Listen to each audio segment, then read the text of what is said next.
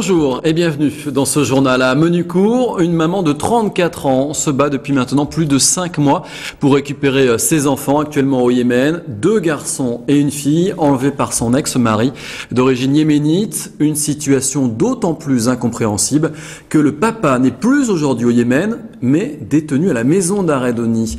La maman dénonce l'immobilisme de l'État français dans cette affaire. Marie Chaudel a rencontré. Donc ici c'est Yanis, l'aîné, donc 7 ans. Marwan, le dernier, aujourd'hui 3 ans. Ma fille Manel, qui vient d'avoir 4 ans. La dernière fois que Nathalie Kanaf a vu ses enfants, c'était au mois d'août. Quelques rares conversations téléphoniques lui permettent de garder un semblant de contact avec eux, sans pour autant être sûre qu'ils vivent dans de bonnes conditions au Yémen. Aujourd'hui, ils ne sont pas du tout scolarisés. On ne sait pas comment ils vont même physiquement. C'est pas des informations fiables, puisque après moi je parle jamais avec un adulte pour pouvoir savoir concrètement comment ça se passe, est-ce qu'il y a besoin de certaines choses. Ils sont partis avec des affaires du mois d'août. Autre incertitude pour Nathalie, Yanis, Manel et Marwan vivraient chez la sœur de son ex-mari. Aujourd'hui, elle craint que ses enfants croient qu'elle les a abandonnés. Je suis inquiète parce que j'imagine pas les séquelles qu'ils vont garder, comment je vais faire pour leur redonner confiance. Et en la vie, et en la famille, etc. Quand eux, ils ont l'impression que nous, on est inactifs, en fait. Et je suis inquiète aussi quand je vois l'attitude du gouvernement français. L'immobilisme de la France, voilà ce que Nathalie Kanaf dénonce. Depuis plusieurs mois, elle sollicite les institutions françaises pour l'aider à récupérer ses enfants, en vain. Au niveau de l'État français, il ne se passe rien. On a eu des échanges au départ avec l'ambassade de France au Yémen, qui se sont très mal passés, où on m'a fait comprendre qu'ils ne pouvaient jamais rien faire. Ensuite, on a été reçus une fois au Quai d'Orsay, et de là, on a été traité avec mépris. Mon avocate, Cathy Richard, était venue avec moi, et elle a été, même elle, reçue, mais d'une façon lamentable. C'était vraiment, on avait l'impression d'être dans une 5e dimension. Nathalie Kanaf peut compter sur sa famille et ses proches. Fatia Bougara, une amie, la soutient au quotidien. On a envie de les voir parmi nous, quoi. Donc ils ont passé les fêtes de fin d'année sans nous, mais Mardi Gras, faut qu'ils soient là en fait. Pardon.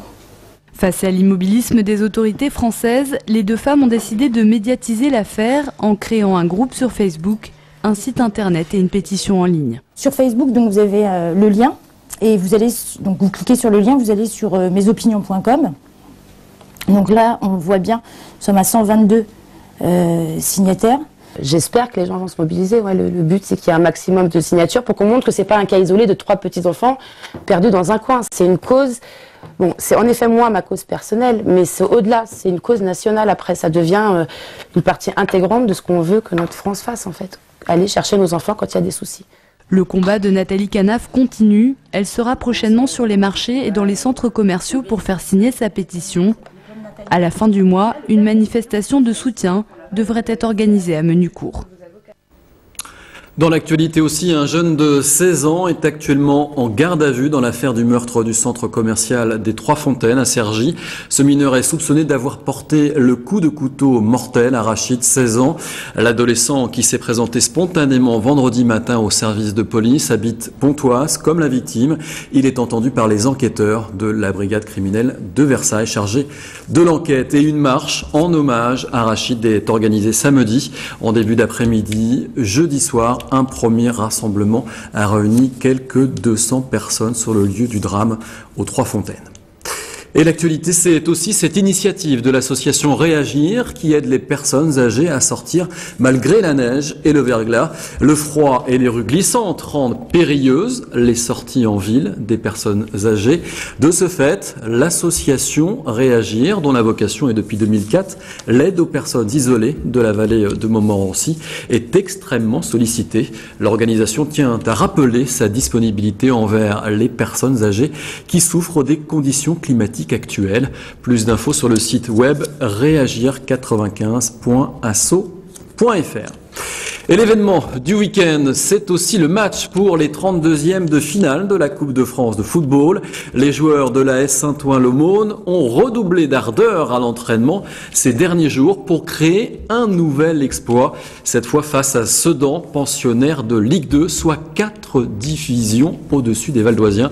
Le match, c'est samedi à 15h. Alors si vous souhaitez assister à la rencontre, sachez que les places seront en vente au stade de Saint-Leu samedi à partir de 13h pour la somme de 6 €.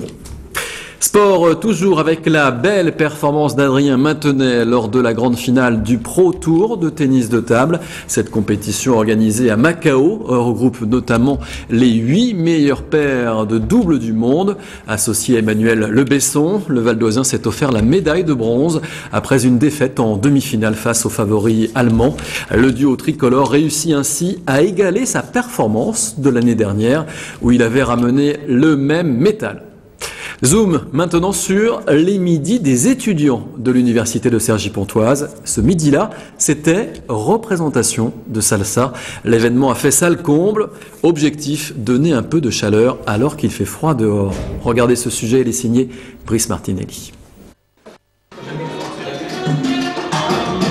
Un peu de salsa, à l'heure du repas, c'est plutôt sympa.